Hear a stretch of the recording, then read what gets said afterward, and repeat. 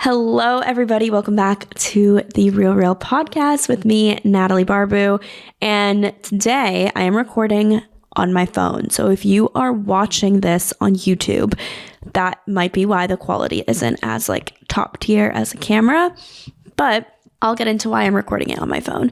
I wanted to start this intro off by kind of giving you a recap of the past 2 weeks because I have been a social butterfly. I have been traveling to a ton of different places, and I want to give you a little recap because I didn't vlog about it at all. I didn't do YouTube vlogs. I didn't do TikTok vlogs, literally nothing. And so I wanted to use the intro of this podcast to give you a recap of what I've been up to. So I just got back to Miami this Monday, I believe. Yeah, this Monday. It's currently Thursday when I'm recording this. On Monday, I got back to Miami after over 2 weeks of travel. I was gone from Sunday to Monday, but two weeks and a day of that. And so I started my travels by going to the great state of Ohio. It was my very first time in Ohio. I've never been before. And I don't necessarily want to go back. No offense to any people that are born and raised in Ohio, that live in Ohio. One of my best friends actually lives in Ohio. She lives in Columbus. And I wanted to see her that trip, but she was actually out of town the weekends that I was going, so it didn't work out. But I feel like I saw what I needed to see. I went to Cleveland, and I don't think Cleveland is it's not considered one of the nicest cities. Maybe it is. And I hate if I'm offending people. I am so sorry. People can say that about where I'm from. That's okay. But I was pleasantly surprised because I think the downtown area was really pretty and there were a ton of pretty buildings, and I did a lot of walking there. I went on a lot of walks in Cleveland, but I was there because the Forbes 30 Under 30 Summit was going on. And if you didn't know, me and my co-founder who lives in Miami, my co-founder Connor, we were on the Forbes 30 Under 30 local list. So that was really exciting because I had no idea where we were going to be on it. We didn't apply for it. We actually got someone reached out to us about it, and it was very serendipitous, I guess, because I am not someone who checks my LinkedIn messages that much, but for some reason I checked my LinkedIn messages, which honestly, bad habit. After this, I started checking them more, but I checked my LinkedIn messages and I got a message from a Forbes editor, and she was like, "Hey, I've tried to email you, didn't get a response," which she must have had the wrong email because I did look in my emails, even in my spam folder, and I never saw her name on it. But anyways, she said that she tried to email me, and she is wrapping up the Forbes 30 Under 30 list. And so she just has to ask me a few questions. And I didn't even know they were doing a local list this year. So I was so excited. It wasn't a guarantee that we were going to be on it. It was more for a nomination. And so she asked me a bunch of questions about our revenue traction, how we started it, all about Rella. And so I answered those, and I had to fill out this long Google Doc or Google Drive or Google form. That's what it is. And then a few weeks later, when the list came out, we found out that we got it. And so I was so excited. And it was I've always had a goal to be on Forbes 30 Under 30. And I don't know if this is considered, because it is a local list. I'm is it considered Forbes 30 Under 30? Do I put Forbes 30 Under 30 in my bio? Do I sound credible by saying it? So I don't know if I'm going to do that. What do you guys think? Do you guys think it's annoying when people put Forbes 30 Under 30 in their bio? Because to me, I feel I just feel weird putting that in there. And because it was a local list, which I'm still super proud of and so excited that we got, I don't know if I don't know. I'm do I put that in my bio? Am I going to be that person? There's nothing against people that do that because most people do. I just feel awkward doing that. I feel awkward calling attention to myself in that way. Any other way of calling attention to myself, I'm on it. I'm an influencer. So yeah, I'm going to post on social media about things. But for some reason that I'm oh my God, it's imposter syndrome. That's what it is. It's just imposter syndrome where I don't know if I want to put it in my bio or not. So TBD. I really want to get on the national list, so we'll see about that. I know I am nominated for that, but I feel a million people are nominated for that, so I don't know if I'll get that, but that would be so sick if I could get on the national list as well. But anyways, I'm happy with getting on the local list. I thought that was so cool. Anyways, because of that, they were having a Forbes 30 Under 30 Summit in Ohio, and so we got invited, all of like the listers got invited. And so I found out that a lot of people from Miami were going. And so I decided to go, and it was so much fun. And I feel like I have a whole group of friends now. Like I'm spending Halloween with a lot of the people that were on the list that went to Ohio. They're doing a Friendsgiving and I'm going to that. And I'm just like, wow, this was so random that I got this. And I almost didn't if I didn't check my LinkedIn messages. And then the fact that now I have like a bunch of new friends from it is really cool. So I was very happy about that. And that's why I was in Ohio, and I thought it was cool. I was there from Sunday afternoon to Wednesday early morning, and then I flew straight from Ohio to Dallas, Texas. And Dallas is one of my favorite cities because my best friend lives there. So I love visiting Dallas. And Dallas reminds me a lot of Charlotte. So I actually genuinely enjoy Dallas, and I feel like I could totally live there. I don't want to live there. It's not a place I want to move to right now. But if I like had a family and wanted to like raise kids, and I think I could so see myself in Dallas. I don't have any like ties or connections besides my best friend being there, but I feel like it's a bigger, whoa, okay. Lighting change.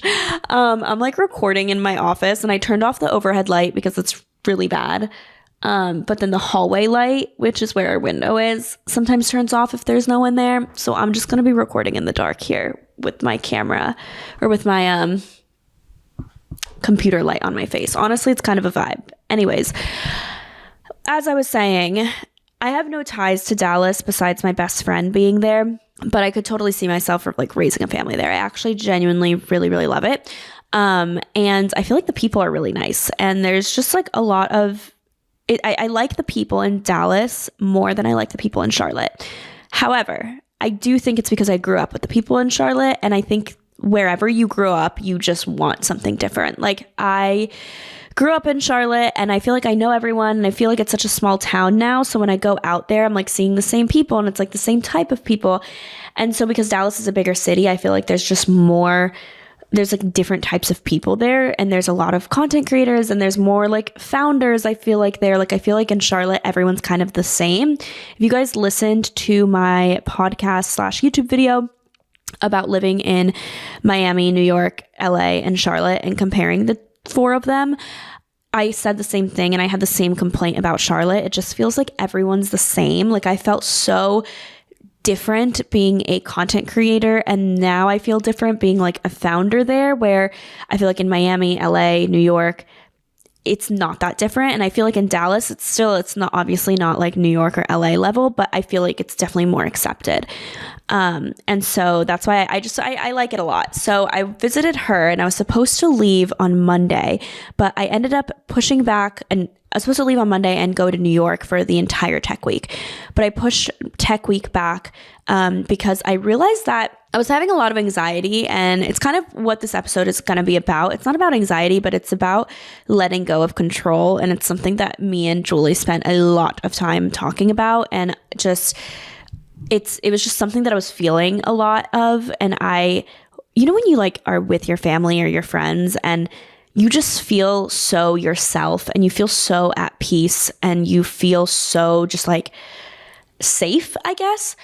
That's how I felt there, because I was like with my best friend, and we were just having so many, like it was just so easy being with her, and like getting my work done and being productive, but then also like having a chance to catch up and cook and like be together. And I felt so much anxiety going to New York. I just felt so like anxious, and I just didn't want to go, and I was absolutely dreading it. And so I was like, why am I going? Like, yes, it's for tech week, but I also had a realization, because I did go to a few networking events when I ended up going to New York afterwards. I did have a realization that networking events are not my thing, and my time is it's so much better spent elsewhere. And I talked about this in my last YouTube video in my New York vlog, but networking events to me are such a waste of time for me personally. I think a lot of people can get something out of it. But for me personally, if I am going with the intention of like being productive, it's not going to work. If I want to meet friends, sure, I think networking events can be good. But if I want to be productive and like meet someone that's going to like help Rella or like become an investor or become a customer, our business model is not enough to like go out one-on-one to meet people to become customers. Like our like monthly selling point, it's better spent doing things that will acquire a bunch of people. So like social media, creating content, doing outreach to like a bunch of people at one time, email blasts, like that is better. Our time is better spent doing that. Instead of just like going out to an event for an hour to find one creator that's going to pay us $20 a month, you know? So anyways, that's one thing. Also, the odds of me finding an investor or someone that is going to really like help us in person are really slim because we are such a niche like industry. And so if I'm going to a networking event and I'm spending an hour, 2 hours of my time at this networking event and there's no one there that can help, my 2 hours is so much better spent on the computer doing the research, targeting the right people, because my cold email outreach open rate, response rate it's really high. And I attribute it to the fact that I am a content creator and an influencer. And I think my online presence is slightly impressive to investors and to people in the business world. I don't have that many followers or anything, but like I have been doing this for a long time and I am a creator and there's proof of that when I'm contacting you. And so I do think people are more receptive to speak to me versus when I'm meeting you in person. You don't know who I am. You don't know anything about me. I could just be anyone. And then if I'm like, the odds of me running into someone that will actually help are so much slimmer. So I just realized that networking events are not a good use of my time. So I'm not really going to go to them anymore unless I want to socialize. Like if I want to socialize, great, I'll go to them. But like if I am fooling myself into thinking that networking events is what's going to like really propel my business, it's not it. So anyways, that was a long-winded reason of why I was like, I'm going to stay in Dallas. And so I decided to stay in Dallas until Thursday. And then I was spending the weekend in New York. And I got to work with my favorite hotel in New York City. So that was so nice. So that's why I did want to go on Thursday so I could work with them. And then my sisters were coming in on Friday. And so I got to see my sisters this weekend and we got to have like a little girls trip, which was so much fun. And we went to the Giants Commanders game. And my sister is dating someone that plays for the Commanders. And so I really wanted to go to a Commanders game because I haven't been to an NFL game before. Or maybe I have when I was younger, but like I don't remember. So haven't really been to an NFL game before. And so we got to go to the NFL game. They did lose. It was a pretty rough game, not gonna lie. But before we got to go on the field and that was so much fun. Like not only have I not gone to an NFL game, but we got to go on the field at MetLife Stadium. And all I could think about was, oh my God, Taylor Swift performed Getaway Car and Maroon here. And I am standing on the field that she performed this in. And I was just like thinking of her stage and I was thinking of like, oh my God, all of these seats, like the entire floor covered in seats, every single seat in this arena being filled or in this stadium being filled. And like she just like trying to picture myself as Taylor Swift. And I was like, holy cow, like how does anyone have that level of fame and like live? Like I don't understand. And that was really cool. So that's what I was thinking about the whole time. I'm like, I don't know if MetLife is an iconic stadium or not, but like to me it is because that is where Taylor Swift performed her New York shows.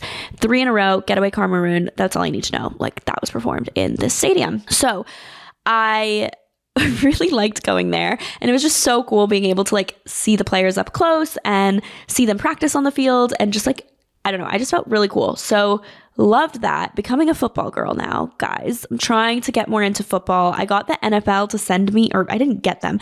It was a surprise. I had no idea I was on the PR team for the NFL, but NFL partnered with Boss, which is like a clothing designer, and Hugo Boss. And so they partnered with that designer and they're making like sweatshirts and like leather jackets. And I got sent a Cowboys leather jacket that is so sick. It is so sick. It literally retails for $700. And when I saw it, I was like, I'm a Cowboys fan now. This jacket alone makes me a Cowboys fan. And so I think it's a sign that I need to go to a Cowboys game. Because I feel like that stadium is really cool. But yeah, I was so excited. So went to New York on Thursday, went to a networking event, was not great. And then I hung out with my sisters, and I just realized like New York is not for me anymore, which is totally okay. I've kind of like outgrown it, I feel like, or I've outgrown it. Like New York is beneath me. No, I just like don't like it anymore. Like I feel like my time loving New York has kind of passed, but the game was super, super, super cool. And I am so happy that I got to experience that. And then I came home. So I went to 3 cities in 2 weeks, lots of travel, lots of work, lots of being productive, and also lots of socializing. Because Ohio, I'm not gonna lie, the Forbes 30 under 30 thing, it's literally like freshman year of college. There was a bar crawl. It was so much fun. I would just like, it literally felt like freshman year of college. Like everyone's trying to make friends and meet people, and it was so much fun, and I got to meet so many people, and I really liked it. So anyways, that was my 2 weeks. I'm back in Miami now. I love to be back here because it's warm. Like I'm so glad I got to experience some fall weather, but like I am very happy that I am back in Miami because I don't do well with the cold. And it was pretty chilly. And I'm also tired of wearing the same things. And I also realized, like, don't get me wrong, I love a good leather jacket, but that is all I wear. I was like tired of myself. I wanted to be like, Natalie, get a new wardrobe. Like, this is ridiculous. This is not your uniform. All I wear is leather in the fall. That's it. Like, I don't have other jackets. Even the Dallas Cowboys one that they sent me, which I am obsessed with, leather, which so thankful. But I just like don't own anything besides leather jackets. So I need some fashion help, and I need someone to help me pick out outfits. And how can I stay warm when it's like crisp fall weather without a leather jacket? Like, what do people wear? I literally don't own anything else. So I'm tired of wearing the same stuff. I was tired of traveling. I'm so happy to be back in Miami. The weather here is insanely nice right now. It's like in the 70s, no humidity, or like little humidity compared to the summer. And it's just so nice because when I did leave for my 2-week trip, it was still so hot here. So that's my little 2-week recap. But I wanted to get into the meat of this episode, which is about like losing control, or not losing control, but like letting go of control. I had this realization the past 2 weeks that I am someone that I need to control my life. I need to control the situation. I need to control my life. I'm someone that's always kind of had a grip on things.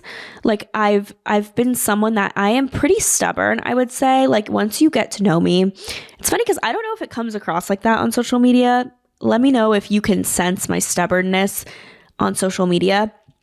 I don't think so, because it comes out like when you're dealing with me in person, I feel like. But I am pretty stubborn, and I am someone that I want to control every situation. If I want to do something, I will go out and I will do it, and I will put things into my own hands. I feel like there are some people that they want to do something and there's a million excuses, and it's always like, well, it's because, you know, the reason why I'm not doing this is because like my boss won't give me a raise, or the reason why I'm not doing this is because my, you know, parents are blah, blah, blah, blah, blah. Like they usually blame external factors for the reason why they are not doing something. I've never been like that, which is great. I think it's a positive quality until it's not. I'm definitely someone that I'm like, I'm just going to go out and do it. Like why would I not do it? Like if I want to do something, it's 100% in my control and in my hands. And it's worked out for me because I do think it's a positive trait. But I think when you have such a tight grip on everything in your life, whether that's your job, your relationship, your career, your just everything, like all of your decisions, it's so hard to loosen, and that can be really unhealthy and really bad. And I realize that I'm someone that has a tight grip on things. And if something doesn't go my way, I get really upset and I get flustered, and I'm like, what's going on? Like, this isn't what I planned. And even though there are moments in my life where I haven't planned them, I've never felt more like out of control. That's not in like the crazy way, but like just being in a season where I have no idea what's next in my life. I think it's because this is my first year, so it's my second year going into singleness. I'm someone that's been in a relationship for a really long time. I have been a relationship girl. I've always had a relationship for the most part since I have been an adult, which is crazy because it's funny because when I was in high school, I got my first boyfriend when I was 17. I was almost 18. It was like I had like 3-4 months left of being 18. And we started dating. And I remember in high school thinking I was so late to the game. I was like, oh my God, I'm 17 years old and I've never had a boyfriend before. And this was in high school where like everyone had a boyfriend freshman year, sophomore year, junior year. Like I never had a boyfriend. So I felt so insecure about that. And I got my first boyfriend my senior year of high school, second semester, senior year of high school. And I just remember thinking like, yes, like I finally did it. Like I finally got one. Like, don't get me wrong. That's not why we dated. Like I genuinely liked him a lot. And so that is why we dated. But I just felt so behind. And looking back now, I wish I could like tell my 17-year-old self, like, you are not behind.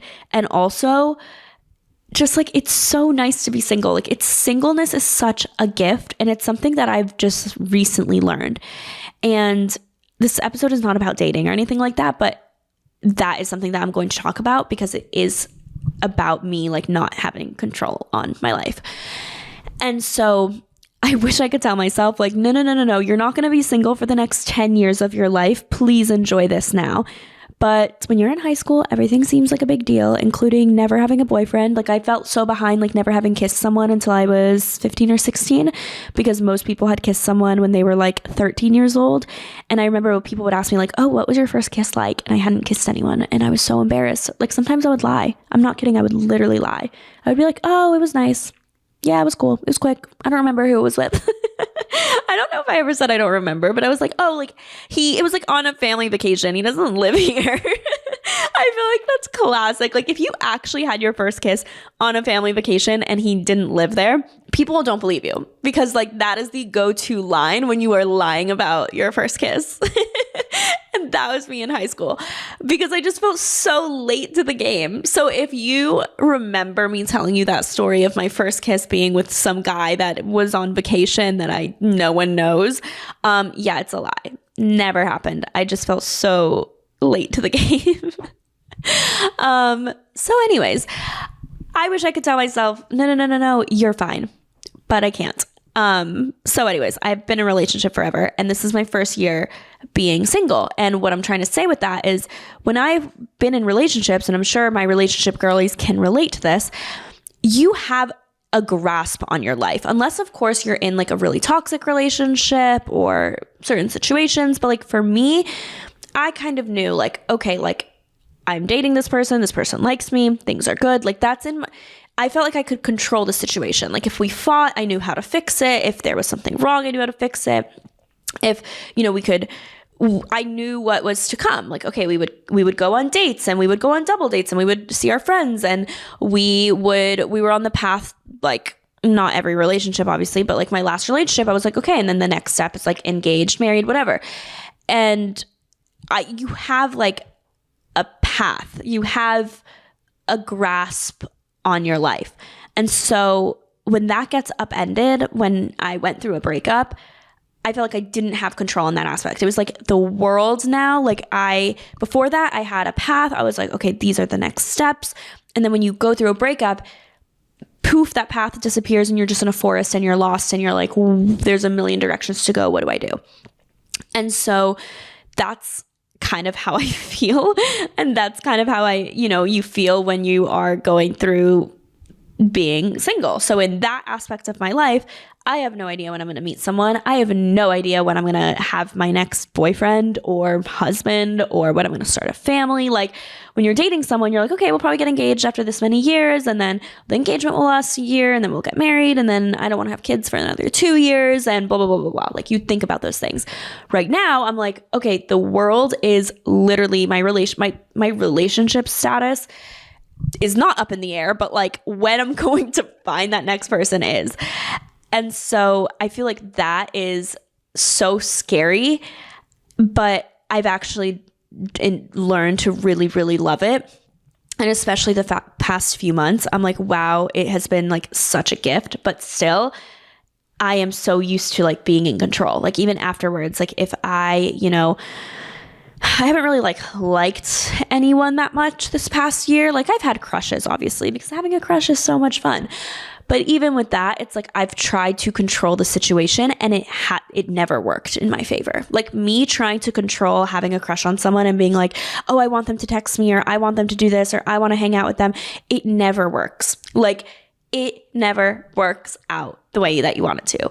People are going to do what they want to do. And when you are not in control of it, like when you're in a relationship, not to say that you can control your significant other, because that's not what I'm saying, but you can be open with them. You can tell them how you feel. You can fix things. You just like know what's going to happen kind of. When you're single and you have a crush, you can't do that. Like you can't do that, and it's gonna make you go crazy.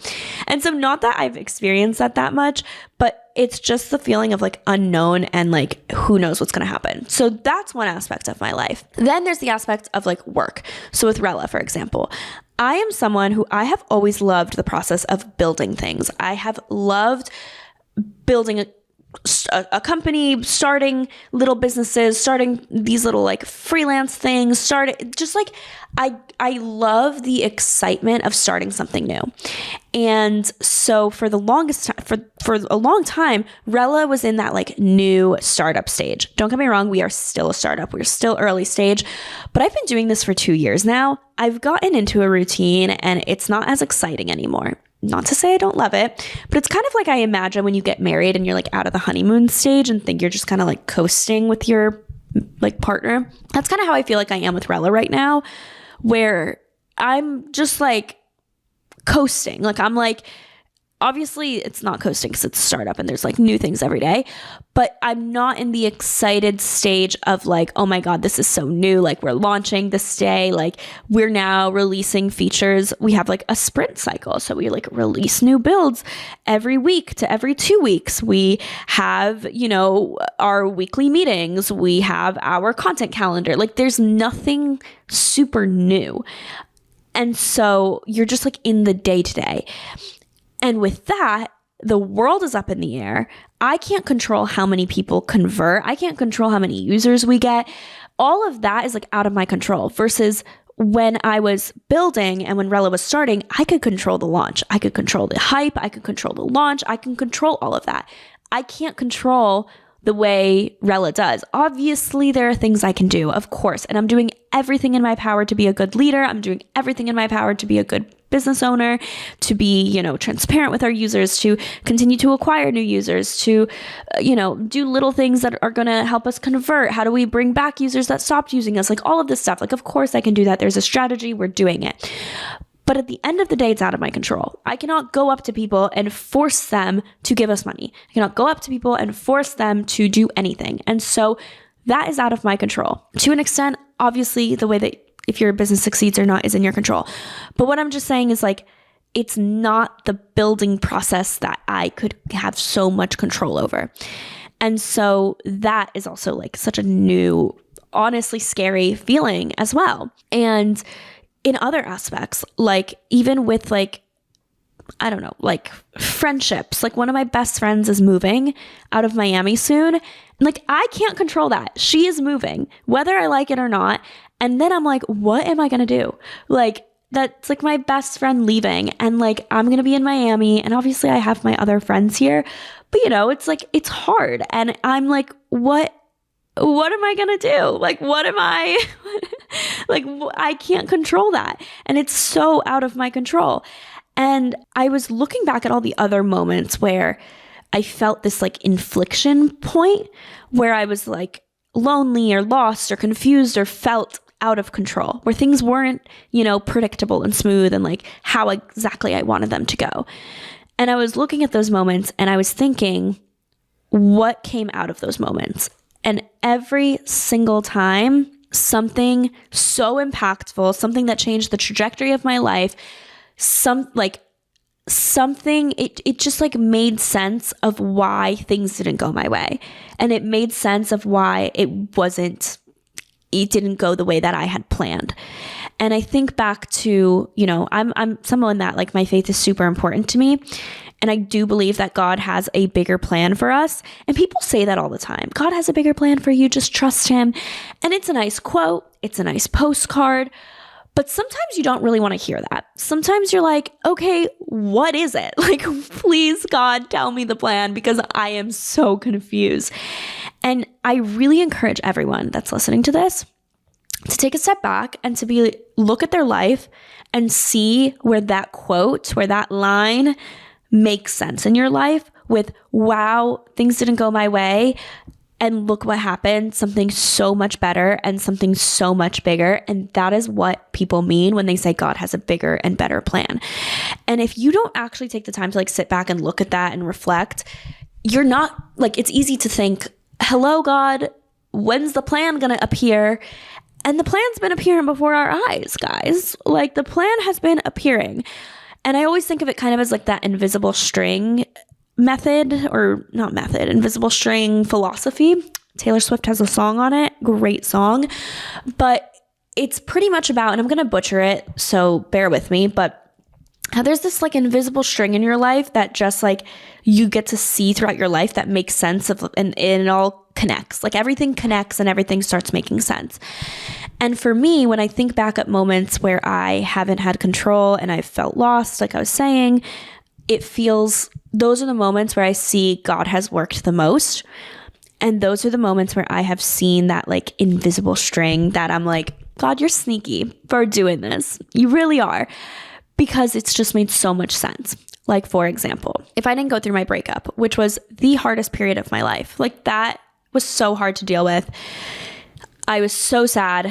I didn't know what was going to happen. I was like, am I like the Taylor Swift song? I'm referencing Taylor Swift a lot because she just like speaks to me in so many different ways. But the song I think it's for 50 Shades of Grey, and she sang it with Zayn.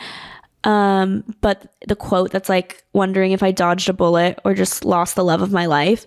And I'm not saying my ex was a bullet that I dodged, because that is, I do not believe. However, that was kind of what I was feeling, was like, did I make a good decision, or did I literally just lose the love of my life and now my life is over?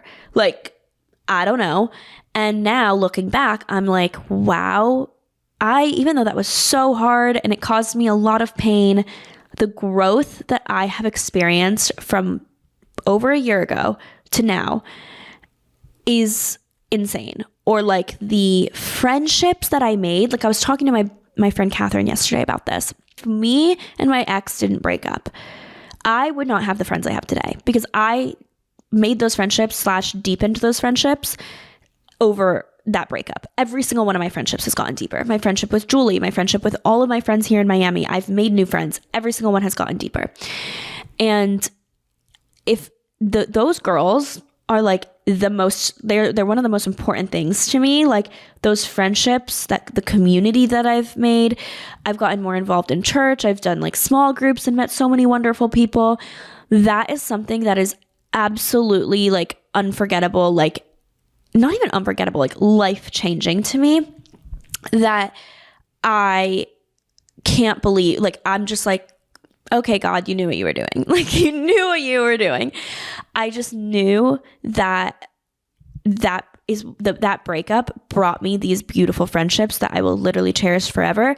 And I know that the reason why we broke up was a good reason. And this period of singleness has literally made me grow so much.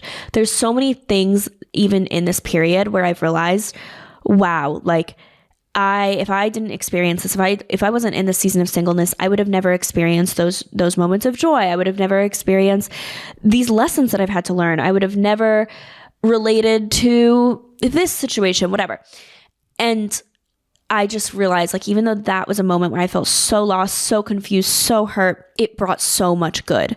And guess what? I didn't have control in that situation. That was a moment where I lost control. I loosened my grip and just let go and was like, my life is up for grabs, in the sense of like, I have no idea what's going to happen. Another moment where this happened was when I left New York City. I was reading my journal the other day, which I highly recommend having a journal if you don't have one already. But I was reading my journal. Also, I'm almost done with my journal. I've never finished a journal before. I've always had like little diaries, little journals, because I've always been a writer, and I've always liked to vent on paper. For some reason, it feels more like real to me, or like I've always put my prayers on paper. I feel like if I don't write them down, then like they're not real, which isn't true, but I just really like to write things down. And I was looking at, I'm almost done with my journal that I started in 2020 when I left New York. I started it the month I left New York, or like right before I left New York. And I remember reading it and being like, I feel like a failure.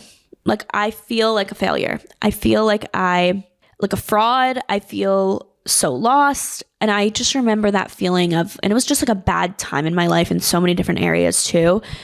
And I was like, I am so sad and I don't know what's going on. And I'm like, this isn't the way that my life was supposed to go. Like, this isn't the way that things were supposed to end up. And I was really upset. And I was like, you know what? But I can have control of the situation and I'll move back. I was like, COVID will eventually, like things will open up again and I'll move back to New York. And did I ever move back to New York? No. But when I was trying to control the situation, that's what I thought was going to happen. And now I look back at that moment and I'm like, oh my goodness, moving out of New York was the best decision you could have made, because I would have never started Rella if I was in New York. I had the idea for Rella the month after I left New York. I would have never thought to start a company while I was in New York City, I think. I just don't think I would have. I think I needed to be home. I needed to have less risk. I just wouldn't have done it. And I'm like, wow, like that was so great. And also I moved to Miami. I love Miami so much more than I like New York. I've made way better friends here. Like, I had no friends in New York. I had my boyfriend who lived in Boston and that was it. Like, that was my friendships. And so the fact that I moved from New York and it ended up being the best decision ever is so amazing. And I'm just like, thank you, God. Like, I would pray all the time. I'd be like, God, please let me move back to New York, or like open, like have something appear that lets me move back to New York. And it never did, because I knew that it wasn't meant for me. But that was a moment where I didn't have control and things turned out so much better. And I didn't know that right away. I was living at home with my parents for months. I was not happy living at home. I did not want to do that. It was harder on my relationship. Like, it was not like in the moment I was like, oh, I'm loosening control and things are going to work. And I felt that things were going to work out. Like, no, in the moment I tried so hard to control things and it didn't work out the way I wanted it to. And guess what? It's so much better that way. It's so much better that way. Like, I remember even looking at like 1-bedroom apartments. Like, I am so happy I wasn't there. Another one of those situations was in high school. I remember after my freshman year of high school, I had a friend that we were like best friends and we drifted apart, and I just felt super sad. And like, I feel like I didn't have any friends going into my sophomore year of high school. Like, I did not have friends. Pretty much none. Like, I was really, really lonely. I didn't start having friends until sophomore year of high school. But my summer going into sophomore year of high school, I had no friends and I felt super lonely. And I was like, what the heck? Like, why don't I have friends? Everyone else does. Why do I always make friends? And then they kind of like go away. Like, I struggled with friendship, guys, for years. Up until Miami, I've really struggled with friendships. College, post-college, like, I have definitely struggled with that. And I have a whole podcast episode on that too. But for me, in my sophomore year, or going into my sophomore year, I was really, really lonely. Everyone was like doing fun things with their friends in the summer. They were like hanging out with people and I didn't have anything to do. So one day I decided to prop my laptop up and film a YouTube video.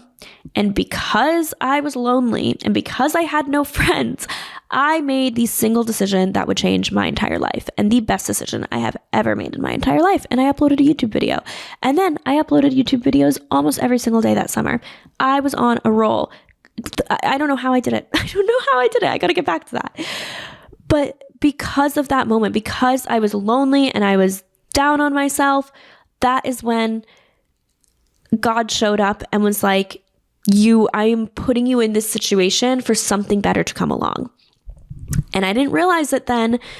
And until I started sitting down and like actually recording this podcast, I never thought about it like that. Like, I did not think about it as like, what were moments where I had no control in a situation? Like, I wanted those girls to be my friends. I wanted my friend that I drifted apart with to like want to hang out with me, and she didn't. And that was, again, out of my control. And I had to let go of that, or it was kind of like taken out of my hand, if you will. And the best things came out of it. And so I'm excited to look back on this episode a year from now, because right now I am in a spot where I am like, God, I don't know what is going to happen. I don't know what you're trying to do, But I am trying so hard to control this situation. I'm trying so hard to control every aspect of my life, and it's not working. It's not going my way. It's not happening the way I want it to happen. It's not what I expected. It's not how I would have written about it and drafted it up. It doesn't feel like a movie. I'm confused. I'm lost. I am in a season where I'm just like, hello, did you forget about me?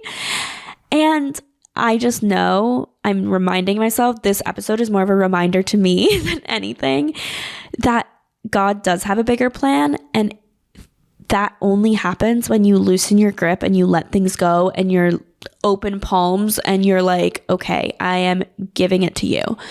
And that to me is like, because I obviously I believe that, but I do think regardless of what you believe, if you just trust the process, if you open your hands and you're like, okay, let's see what happens. Let's see what, let the invisible string kind of work its way.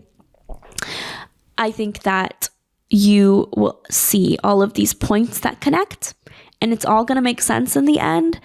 And I think that just gives me so much peace of mind. So when I'm feeling anxiety about the season I'm in, when I'm feeling anxious, when I'm feeling like, oh my God, why are things not going my way?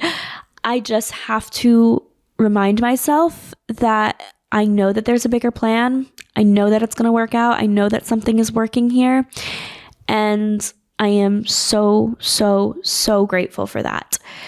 And I just hope that this resonates with some of you. Maybe some of you are in this season where you kind of feel like your life is up in the air, or you don't know what's going on, or maybe something isn't going your way. You're like hoping someone texts you. You're hoping to get something.